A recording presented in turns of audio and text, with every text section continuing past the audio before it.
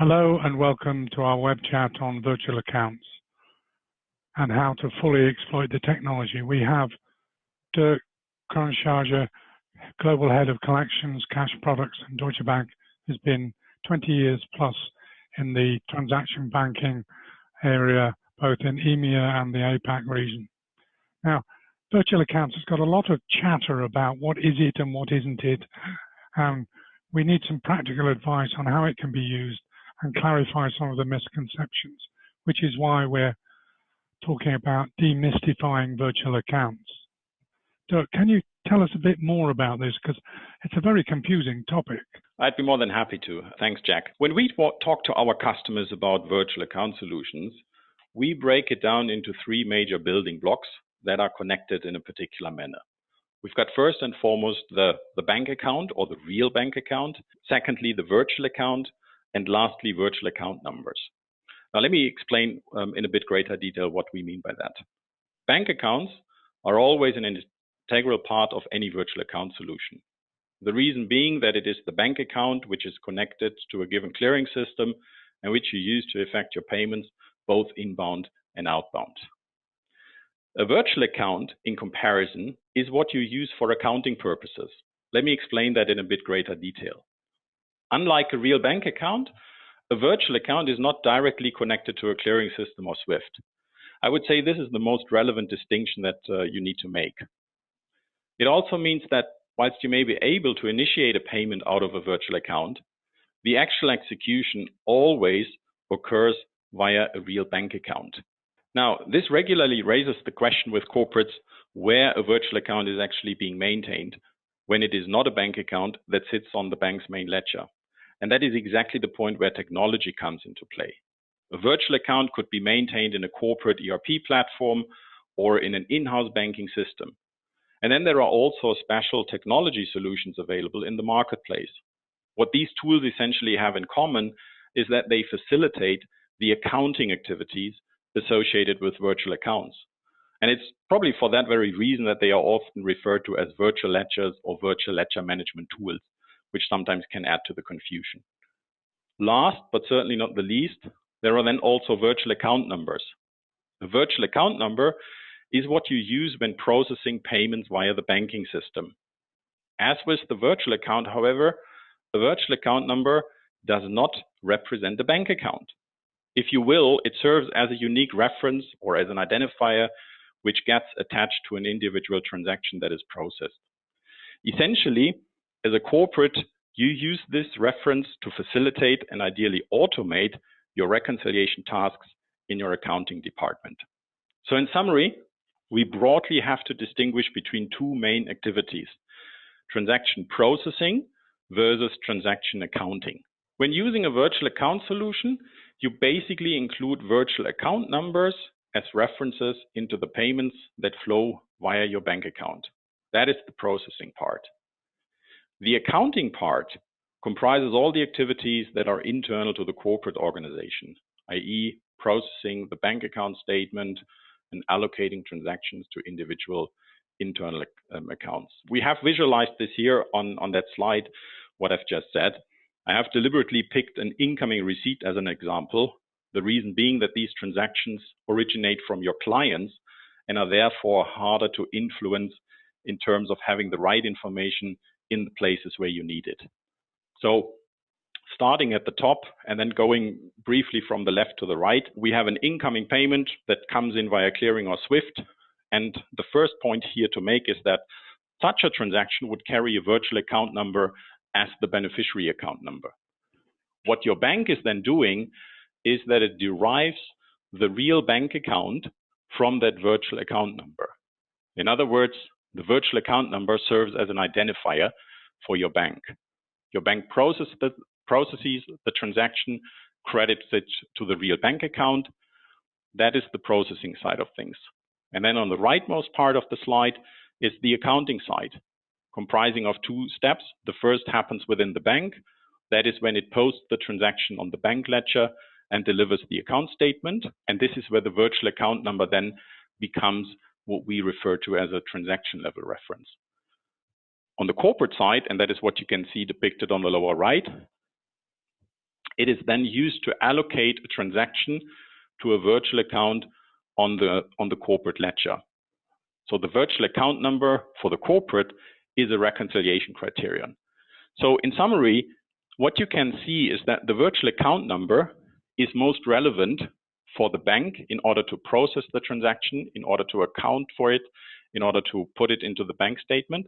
But the virtual account really comes into play on the corporate side only. And the corporates would then use or handle these transactions with technology solutions.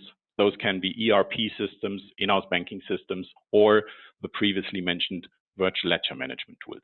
So where does these types of virtual account fit in a corporate treasury department's activities?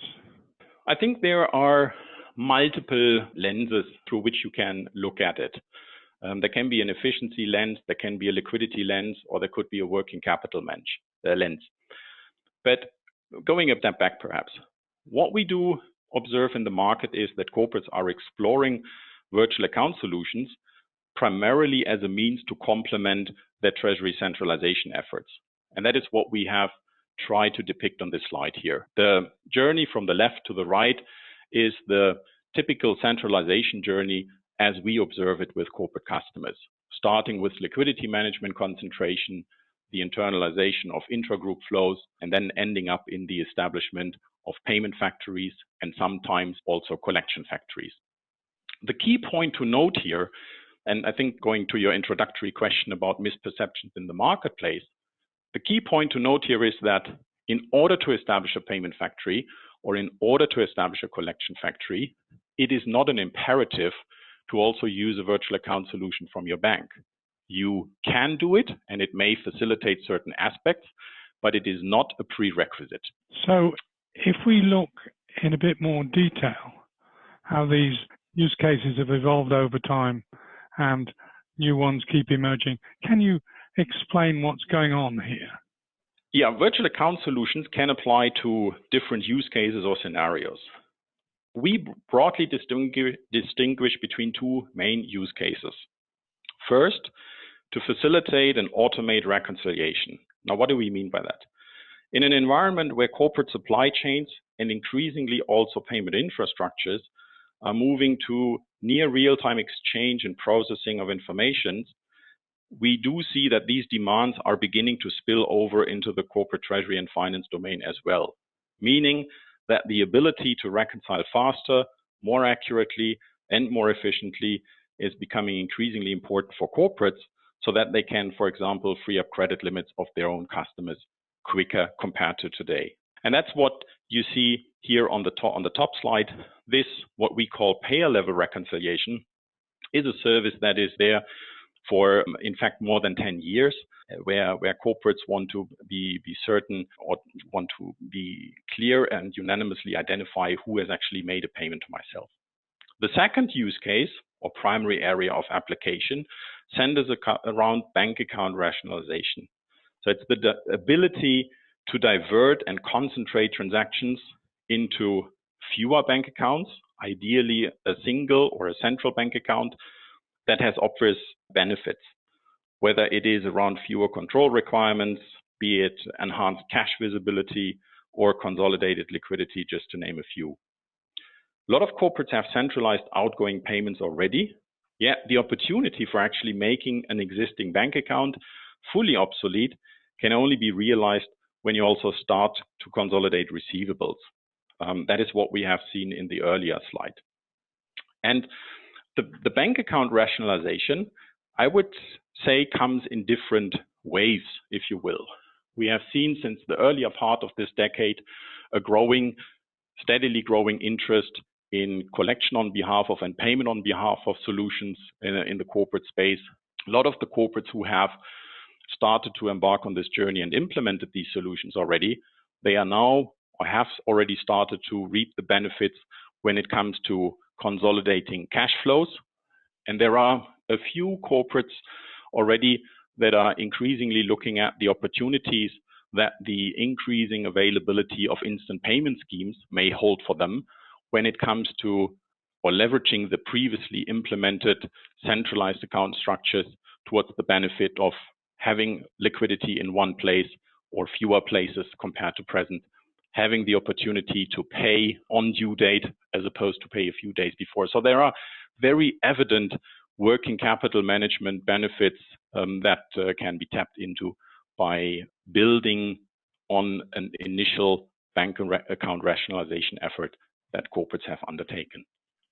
And it's quite clear that improved cash conversion cycle in all these different areas is a major driver.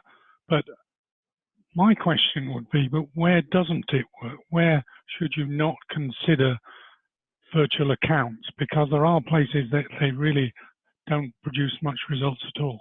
That's a very, very relevant question. And I think the boundaries or the limitations that are being set, they tend to be more of a regulatory nature. What we do see is that countries that have a favorable legal and regulatory environment, and I would say that definitely holds true for Western Europe, parts of the wider EMEA region, to a lesser extent in the US, and in APAC, it depends on the markets we are talking about. We clearly have an environment where these solutions can be implemented. At the same time, one needs to be equally clear about the fact that there are a number of markets where restrictions around foreign exchange or the ability to do intercompany lending or borrowing are practical hurdles that may prevent the implementation of these solutions. What is also important to note is that the markets where corporates are exploring these solutions, they should be characterized by both a high adoption and also usage of electronic payment systems. And the reason why I'm saying that is that if we were to reflect on the earlier slide, it's key to have data accompanying the transaction as it gets posted to the account statement. So the more electronic payment instructions there are, the greater the chance of rich data, which then can be processed in an efficient manner. So if we bring all this together, what are the key considerations in looking at virtual accounts and their application? I think there are the key considerations, I would say, are those which you can see here on this slide. The usage of virtual accounts can definitely help treasurers to achieve certain benefits or help meet several objectives. And these can be different, as we have established earlier. It can be around reconciliation and increasing efficiency in the order to cash cycle. It can be to complement centralization and efficiency efforts, or it can also extend to the consolidation of cash flows and liquidity. The key point is that the usage of virtual accounts sometimes, or it should rather be seen as a means toward an end rather than an end in itself. Secondly, I think it's very important to understand that a lot of things are technologically possible with the availability of certain very sophisticated solutions in the marketplace. However, whatever is technologically possible is not necessarily permissible from a regulatory standpoint. For a corporate, that means that a due diligence needs to be done, has to be undertaken for the markets, for the entities across which you intend to operate such a solution. And that also extends to assessing and evaluating with your banking partner what are the relevant regulations that may put practical barriers, respectively, that may require individual approaches. Last but not the least, I think one of the key benefits as we look forward and move ahead into an environment where instant payment schemes are increasingly becoming the norm, it's very clear that leaner account structures compared to previously have definitely the potential to provide centralization benefits for corporates. By default, it also extends to leaner liquidity management and better visibility into cash, enhanced working capital management at large. Those three, I would say, are the key points, the key takeaways that corporates should consider. Thank you, Dirk. That was most interesting, and it cleared up a lot of problems and the misunderstandings that I had, and I'm sure the market had as well. How would you sum up virtual accounts? If I were to summarize it in one sentence, I would say that virtual account solutions can provide a corporate with very specific benefits. However, they should not be seen as a panacea to all the challenges that a corporate treasurer is facing nowadays. In other words, be clear about what you want to achieve, how it relates to your existing Treasury infrastructure and setup, and most relevantly, your forward-looking Treasury roadmap.